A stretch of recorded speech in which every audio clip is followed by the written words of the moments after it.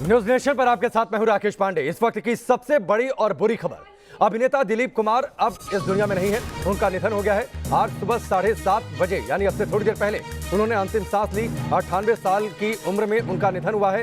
हिंदुजा अस्पताल में उनका इलाज चल रहा था। लगातार पिछले कुछ समय से बीमार चल रहे थे और कई बार उन्हें स्वास्थ्य में दिक्कतों की वजह से उन्हें हॉस्पिटल में एडमिट करवाया गया था। कई बार उन्हें हिंदुजा अस्पताल लेकर जाया गया। लेकिन अब जो बड़ी और बुरी खबर आ रही है कि दिलीप कुमार अब इस दुनिया में नहीं है, हमारे बीच नहीं है। दिलीप कुमार का निधन हो गया है। अब से थोड़ी देर पहले करीब 7:30 बजे के आसपास उनका निधन हुआ है। इस वक्त की बड़ी खबर, ट्रेजेडी किंग के नाम से मशहूर दिलीप कुमार अब इस दुनिया में नहीं है। उनका निधन हो गया है। स्वास्थ्य की दिक्कतों की वजह से लगातार उनका इलाज चल रहा था। कई बार उन्हें हॉस्पिटल में एडमिट करवाया गया। पिछले महीने जब उन्हें एडमिट करवाया गया तब सायरा बानो ने यह कहा था कि दुआ कीजिए कि वो जल्द ठीक होकर वापस लौट आए। लेकिन अब जब हिंदुजा अस्पताल में जो उनका इलाज चल रहा था, अब जो बड़ी खबर आ रही है हिंदुजा अस्पताल से कि निधन हो गया है दिलीप कुमार का। विकास हमारे साथ जुड़ चुके हैं, सीधे उनका रुख करते हैं। विकास, हाल फिलहाल में दिलीप कुमार को कई बार हॉस्पिटल लेकर जाया गया। सायरा बानो ने कई बार कहा कि दुआ कीजिए वो जल्द ठीक हो जाए। लेकिन अब जो हिंदुजा अस्पताल में इलाज चल रहा था, ये शायद आखिरी दौर था उनके जीवन का। और ये इस वक्त की आज की सबसे बड़ी और बुरी खबर ये है कि दिलीप कुमार अब इस दुनिया में नहीं है। बिल्कुल राकेश, देखिए उम्र संबंधी बीमारियों से वो काफी दिन से जूझ रहे थे। मैं बता दूं कि बीते 8 दिनों से वो मुंबई के हिंदुजा अस्पताल में तो थे, लेकिन ये उनका तीसरी बार अस्पताल में एडमिशन था। इसके पहले भी वो सांस लेने में दिक्कत की शिकायत की वजह से 2 बार एडमिट किए जा चुके थे। काफी स्ट्रगल उन्होंने किया ठीक होने के लिए। रोजाना उनके लिए दुआओं का दौर चलता था। खुद उनकी पत्नी सायरा बानू ट्वीट करके उनके पल पल के हेल्थ अपडेट्स दिया करती थी और उनके प्रशंसकों से अपील किया करती थी कि उनके स्वास्थ्य के लिए दुआएं करें। बीती शाम को भी उनका एक ट्वीट आया है जिसमें उन्होंने ये कहा है कि वो स्वास्थ्य से रिलेटेड उनको तकलीफें तो हैं, लेकिन वो ठीक कर रहे हैं और हम दुआ करते हैं कि वो जल्दी से अस्पताल से डिस्चार्ज हो जाएंगे। लेकिन आखिरकार दिलीप साहब जो हैं वो जिंदगी की जंग हार गए।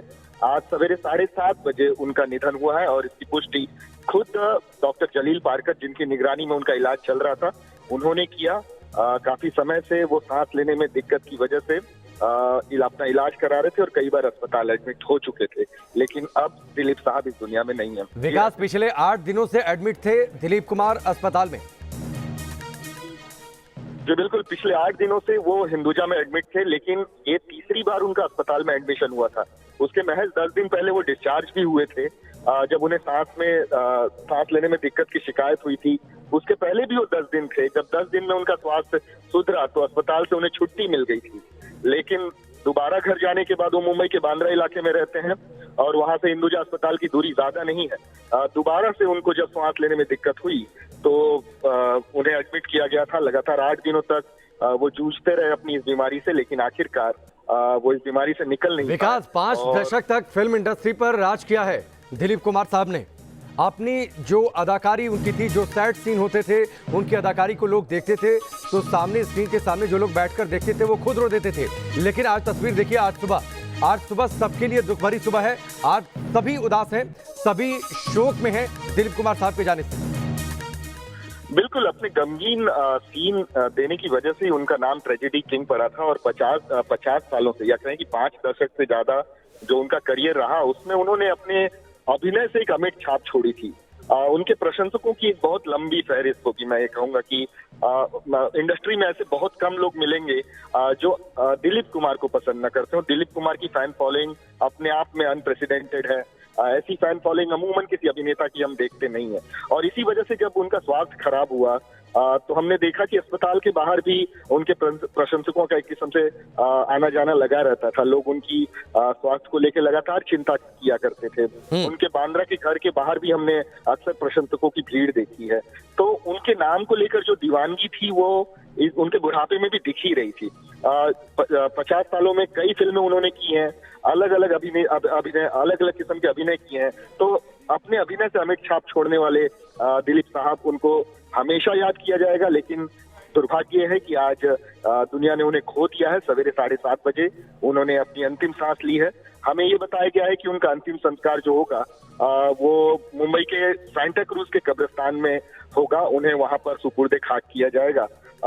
लेकिन अभी फिलहाल उनका जो पार्थिव शरीर है वो उनके बांद्रा के घर पर रखा गया है और उनके प्रशंसक वहां पहुंच रहे। हालांकि अपील की गई है कि कोविड के प्रोटोकॉल्स फॉलो किए जाए, बहुत ज्यादा भीड़ न मचाई जाए।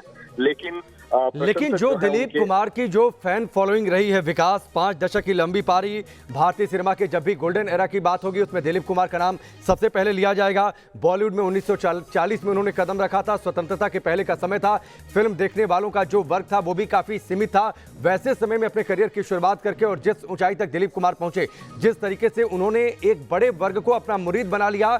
और जब भी देखिए हाल फिलहाल में जो उनकी तबीयत खराब होती थी, जब ये खबर आती थी कि दिलीप कुमार साहब को हॉस्पिटल में एडमिट करवाया गया है, स्वास्थ्य संबंधी उनको दिक्कतें हो रही हैं, तो ट्विटर पर यह बात ट्रेंड करने लगती थी। लाखों लोग लगातार इस बात की दुआ करते थे कि दिलीप कुमार साहब जल्द ठीक होकर वापस लौट आएं, जल्द उनकी सलामती की खबर मिले।